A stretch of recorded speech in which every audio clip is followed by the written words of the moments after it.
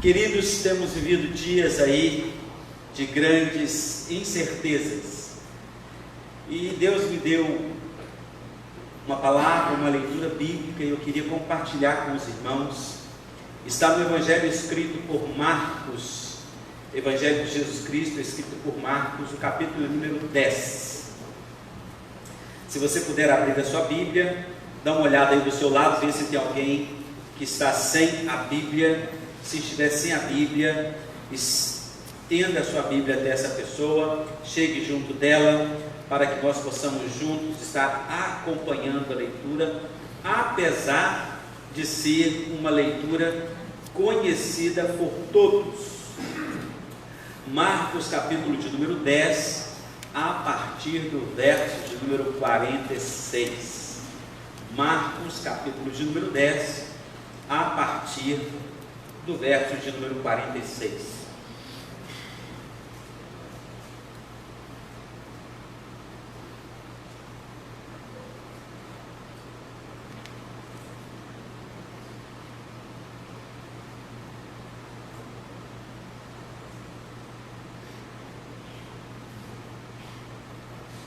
Marcos 10, verso 46 diz assim: Depois foram para Jericó. Saindo ele de Jericó com os seus discípulos e grande multidão, Bartimeu, o cego, filho de Timeu, estava sentado à beira do caminho mendigando. Ouvindo que era Jesus de Nazaré, começou a clamar: Jesus, filho de Davi, tenha misericórdia de mim. Muitos o repreendiam para que se calasse, mas ele cada vez gritava mais alto: Filho de Davi, tem misericórdia de mim. Jesus parou e disse: Chamai-o. Chamaram o cego, dizendo-lhe: Tem bom ânimo, levanta-te. Ele chama. E lançando de si a capa, levantou-se de um salto e foi ter com Jesus. Perguntou-lhe Jesus: Que queres que te faça? O cego lhe respondeu: Rabi, eu quero ver. Disse-lhe Jesus: Vai, a tua fé te salvou. Imediatamente ele tornou a ver e seguia a Jesus pelo caminho. Amém? Deus Pai Todo-Poderoso, lemos uma porção da Tua Palavra, e nós queremos, ó Deus, pedir em nome de Jesus que o Teu Espírito Santo venha falar aos nossos corações, ó Deus, que penetre, ó Deus, na nossa mente, e faça, ó Deus, com que compreendamos a vontade do Senhor, a palavra do Senhor e o que o Senhor tem para nós nesta noite, em nome de Jesus. Amém. Queridos, este mesmo texto, se você voltar para o Evangelho de Jesus, escrito pelo evangelista Mateus, no capítulo de número 20, a partir do versículo de número 29, ali o evangelista Mateus vai falar de dois cegos, mas o texto é semelhante, é o mesmo texto. Quando você olha para esse texto e você caminha um pouquinho mais e vai para o livro, o Evangelho escrito por Lucas, no capítulo de número 18, você vai ver também a partir do versículo de número 35, a mesma coisa. E nós encontramos a realidade dessa história aqui narrada por nós nestes três evangelhos chamados sinópticos. E esse jovem, um jovem que eu estava observando, filho de um homem chamado Timeu, por isso é Bar Jonas, filho de Jonas, Bartimeu, filho, filho de Timeu. E é interessante porque a palavra diz que Jesus foi para Jericó. Isso significa que ele não estava Depois que Marcos vem fazer uma narrativa do encontro do jovem rico com Jesus, Jesus falando novamente sobre a sua morte, um pedido inusitado de 2 dos seus discípulos, de querer ficar bem pertinho de Jesus, não é? Senhor, o senhor arranja um lugarzinho, tipo assim, uma cadeirinha do lado do Senhor para a gente ficar? Jesus fala para eles: que é isso? Vocês não sabem o que vocês estão pedindo. E aí agora, nesse exato momento da história bíblica, Jesus caminhando, diz a Bíblia Sagrada, não somente os discípulos, mas também grande multidão estava acompanhando, e agora também não saiu para acompanhá-lo, porque não sabia onde estava, mas estava à beira do caminho, como diz aqui, assentado um homem chamado Bartimeu, cego, mas que tinha uma boa audição. E Deus é tão bom, tão poderoso, quando Ele permite que nós não tenhamos uma das nossas funções, Ele aguça outras, certo? Então, aquele burburinho assim, e acredito, e é interessante porque aqui não fala que ele saiu perguntando, mas ele ouviu, de acordo com a Bíblia, no versículo de número 47, ele ouviu as pessoas falando que era Jesus que estava passando por ali, e ele não perdeu a oportunidade, queridos. E aqui eu volto à minha frase anterior: o pior cego é aquele que não quer ver, porque existem muitas pessoas que veem, mas não enxergam, porque ver todo mundo vê, mas enxergar está além de uma bela ou pequena vista. E quando ele ouve então que era esse, o Messias, aquele que já tinha efetuado milagres, estava ali, acredito eu, não está na palavra, não está na Bíblia, ele pensou consigo mesmo: hoje é o meu dia, e ninguém vai me impedir no meu dia, porque ele começa a gritar. A Bíblia diz que ele começa a gritar,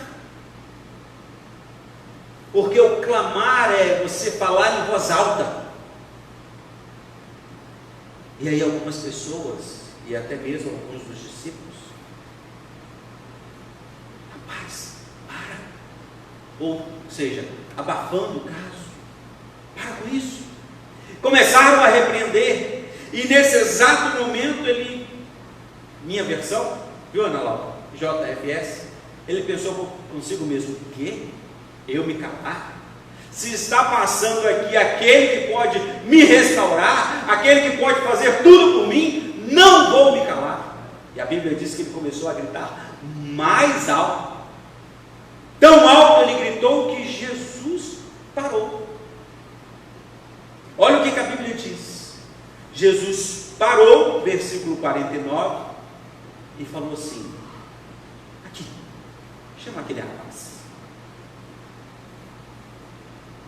Eu pergunto, na sua Bíblia está dizendo que Jesus falou: chame o cego Bartimeu?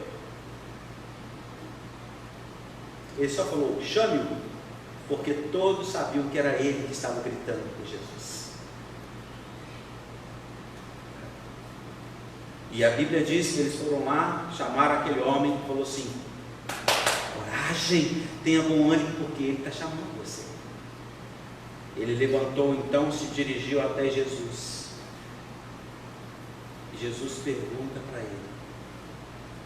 Irmão Cláudio fez uma pergunta aqui: a salvação somente no nome de Jesus. Todos quando receberam, deu-lhes o direito, deu-lhes o poder de serem feitos filhos de Deus, a saber, Jesus Cristo. A salvação é só por Ele. Pastor não salva, os apóstolos, santos homens de Deus, não salvam, a mãe de Jesus não salva, o pai de Jesus não salva. Aí vamos fazer a família, o tio, a tia, o avô, a avó, não salva. Somente Jesus salva. Então ele salta, e como mendigo, ele estava usando a sua capa. era a sua companhia constante, deixa e se apresenta para Jesus. E Jesus, olhando para ele, acredito, com um olhar de misericórdia, Jesus pergunta para ele: o que você quer que eu faça? Claro, Jesus sabia o que ele mesmo faria por aquele homem. E aqui eu quero dizer para você, querido, uma situação que eu já testemunhei para a igreja, aos amigos, não sei, que nos acompanham, não sei se já ouviram. Sempre quando eu vou na casa dos meus pais, ao chegar e ao sair, se eu for uma vez no dia, ao chegar e ao sair, eu tomo a bênção. Se eu for 2 vezes, 3 vezes no dia ou na semana, todas as vezes que eu me encontro com eles, eu tomo a bênção. E eu não saio sem ouvir a bênção deles. Já testemunhei aqui que certa vez eu fui visitá-los e eu disse para o meu pai: benção meu pai. Ele só abaixou a cabeça. Eu, mais uma vez, benção meu pai. Ele, Eu falei: benção meu pai. Enquanto ele não disse Deus te abençoe, meu filho, eu não parei de pedir a bênção. Sabe por quê, queridos? Porque há muito poder nas suas palavras, e o mundo espiritual está na palavra. Deus, Ele conhece a sua mente, Ele sabe o que você pensa, porque Ele é um ser onisciente, então Ele conhece os seus pensamentos. O salmista, no Salmo 139, já declara: antes que haja na minha boca alguma palavra, o Senhor já sabe. E por isso é importante, pais que aqui estão, filhos que aqui estão, sempre peçam a bênção dos seus pais, dos seus avós, dos seus tios, e recebam essa bênção. Não somente, não, isso não é bênção, não é bênção, tá bom não é bênção, bênção é bênção, Deus te abençoe. E você pode até complementar. Não é isso, Ana? Deus te abençoe e eu te abençoo também, porque nós, como pais, nós temos poder para abençoar os nossos filhos, e o poder está na palavra. Todas as realizações de Jesus foram através da palavra, da verbalização. Jesus não pensou: eu quero que você fique bom, eu quero que você enxergue. Jesus não pensou e ele ficou. A Bíblia diz que Jesus falou para aquele homem: vai, a tua fé te salvou. Este homem então ele recebe não uma bênção, não uma cura física, porque de nada adianta você ficar inteirinho aqui neste mundo, sarado, não bombado, mas sarado no sentido físico, e ir para o inferno. Jesus não só realiza um milagre físico, mas também um espiritual, porque aquele homem precisava da salvação da sua alma. Mas eu quero caminhar, depois de entender aqui, então quero fazer uma aplicação.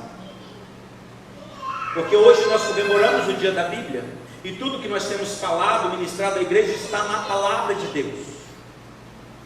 Mas nós temos vivido dias em que as pessoas estão ficando e sendo ou se tornando cegas, porque o diabo não está preocupado com os nossos pecados carnais, que todos veem, mas ele está interessado naqueles que estão lá no esconderijo, no seu quarto, no seu recôncavo, onde ninguém está vendo, mas ele está vendo. Os pecados carnais, físicos, morais, as pessoas veem, e infelizmente fazem um julgamento por causa do que veem. Quando nós olhamos, meus irmãos, Jesus ele veio para abrir os nossos olhos. Aqui nesse exato momento foi uma cura física, mas olha, abra sua Bíblia comigo em Lucas capítulo de número 4. Quero caminhar com você um pouquinho. Já que nós entendemos esse texto, agora eu quero fazer a aplicação desse texto em várias situações. Olha o que Jesus, no capítulo 4 de Lucas, versículo 17. Eu fiz questão de anotar aqui a parte, a versão NVI. A que eu estou usando na Bíblia não é NVI, mas eu fiz questão de anotar aqui a parte. Jesus veio para abrir os olhos do cego, mas não do cego Bartimeu, do cego José Franco, do cego João, da cega Maria, da cega Isabel, do cego e da cega. Ele veio também para tirar os encarcerados da prisão, não essa prisão do homem, mas a prisão que Satanás coloca. E olha o que diz Lucas, evangelista. O Senhor Jesus então abre o livro, é entregue a ele nessa leitura, e ele abre em Isaías. A profecia diz: o Espírito do Senhor está sobre mim, porque ele me ungiu para pregar as boas novas aos pobres. Ele me enviou para proclamar liberdade aos presos e também para dar recuperação à vista dos cegos, para libertar os oprimidos e proclamar o ano da graça do Senhor. E aí a Bíblia diz: então ele fechou o livro, devolveu ao assistente e assentou-se na sinagoga. Na sinagoga todos tinham os olhos fitos nele, e ele começou a dizer: hoje se cumpriu a escritura que vocês acabaram de ouvir. Na Bíblia NVI, também na Bíblia A Mensagem, essa parte que eu fiz questão de grafar aqui, fazer uma diferença aqui, diz que eu vim para dar recuperação da vista aos cegos.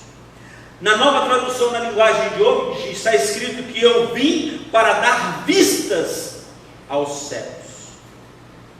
Na versão católica diz que eu vim para dar aos cegos a restauração das vistas. É isso que Jesus veio.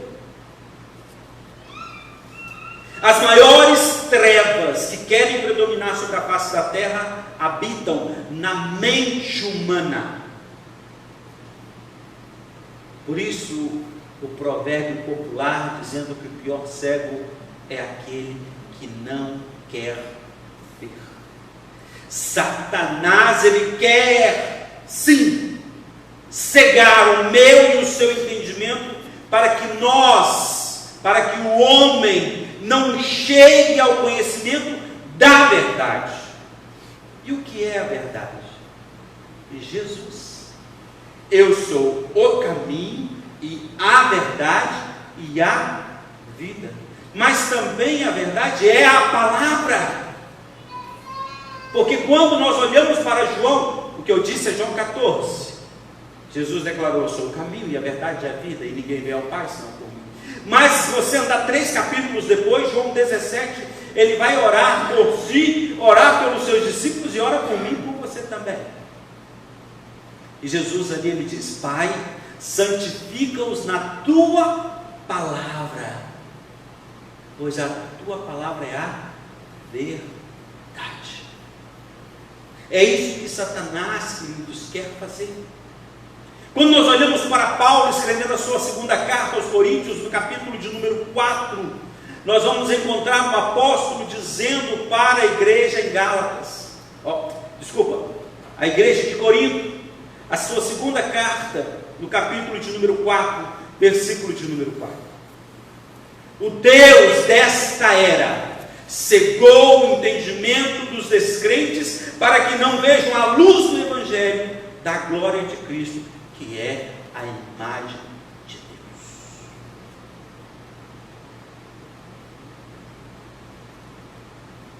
Ali eles estão falando sobre tesouros de barro, ou tesouros em vaso de barro. Se eu olho para a nova versão transformadora, esse mesmo texto está dizendo: o Deus deste século, deste mundo, cegou a mente dos que não creem, para que não consigam ver a luz das boas novas. Quando eu olho para ali, para a Bíblia na versão do livro, está escrito: Satanás, preste bem atenção, nós olhamos para, talvez a versão que você tem, fala o Deus deste século. E qual é o Deus deste século? Satanás. Então na versão da Bíblia, o livro diz: Satanás, que é o Deus deste mundo, foi quem os cegou, quem os tornou incapazes de ver a luz gloriosa das boas novas e compreender a maravilhosa mensagem da glória de Cristo, que é a imagem de Deus. Talvez você tenha aí, porque nós adquirimos várias Bíblias Viva. A versão da Bíblia Viva diz que Satanás, o Deus deste mundo pecaminoso. A Bíblia Viva é uma versão mais popular, mais gostosa de se ler, menos pesada, palavras fáceis, de fácil entendimento. E nessa tradução, e nessa versão está escrito em 2 Coríntios 4:4: Satanás, o Deus deste mundo pecaminoso, o fez cego, incapaz de ver a glória do Evangelho que está brilhando sobre ele, ou de compreender a mensagem maravilhosa que pregamos acerca da glória de Cristo, que é Deus. Olhamos para o cego Bartimeu no texto inicial que lemos, onde nós falamos sobre esse texto e contexto. Mas o que Satanás tem para fazer hoje, queridos, é cegar as pessoas. Anota aí, Satanás não quer fechar a igreja, não. Satanás quer que você não entenda este livro. Satanás não quer que você enxergue o que está escrito neste livro. Verdade.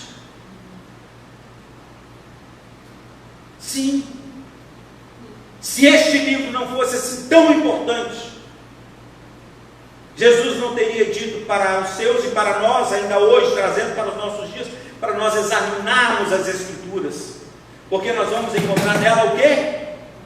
A vida eterna. E é esta a palavra que testifica de quem? Dele. E se essa palavra não fosse tão, abre aspas, perigosa no mundo espiritual para Satanás, ela estaria disponível para todos em todos os países. Por que você não pode entrar com uma Bíblia na China? Não? Satanás, o Deus deste século, deste mundo pecaminoso, está cegando as pessoas, e está fazendo com que elas vivam de qualquer jeito. Ah, pastor, Deus quer somente o coração. Não, querido, Deus quer você por inteiro. O coração é uma simbologia que nós usamos, falando sobre essência. Não é à toa que a própria palavra fala que tudo que nós devemos guardar, precisamos guardar no nosso coração. A minha pergunta é: quanto tempo você tem se dedicado nessa palavra? Porque é ela que vai abrir os seus olhos. Nem tudo que está dando certo é certo, querido. Está de acordo, não está, joga fora. Não agrada a Deus. Hoje, como bons cristãos, celebramos o dia da Bíblia, o livro mais temido sobre a face da terra, por aqueles que não gostam, não concordam. Um livro que já foi queimado, mas a própria palavra diz que os céus e a terra passarão, mas a palavra não passa. Tentam destruir a palavra, tentam destruir os cristãos, mas o Senhor é dono da palavra, o Senhor é dono do cristão. E Ele quer ser dono da sua vida também. E assim você não será destruído. Mas pastor, e as pessoas que já morreram? Foram crucificadas, queimadas, dilaceradas, foram mortas. O corpo pereceu, mas o espírito está consigo. Não vai morrer. Não vai morrer. Porque ele mesmo disse em João 3,16 que papai amou tanto, tanto, tanto, tanto, tanto este mundo, que deu seu Filho unigênito, para que todo aquele que nele crê não pereça, mas tenha a vida eterna. Então, querido, por mais que tentem apertar os crentes, Satanás não está nem aí para a igreja. Fechar a igreja é tempo? Porque se fecha aqui, eu abro lá na minha casa, meu quarto, minha sala, e te convido para ir lá. A gente fica no secreto, porque aquele que nos vê no secreto vai nos abençoar. Isso aqui é apenas uma fachada, um templo. Aqui é o verdadeiro templo.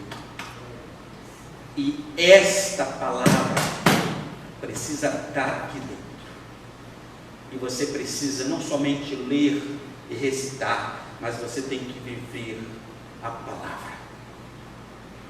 Escondi a tua palavra no meu coração. Não é para eu ser o bam, bam, bam. Fulano conhece a Bíblia. Chama ele, que ele é o expert de Bíblia. Escondi a tua palavra no meu coração, para eu não pecar contra ti, contra o meu Deus. É assim, queridos, que nós vamos vencer. Com a palavra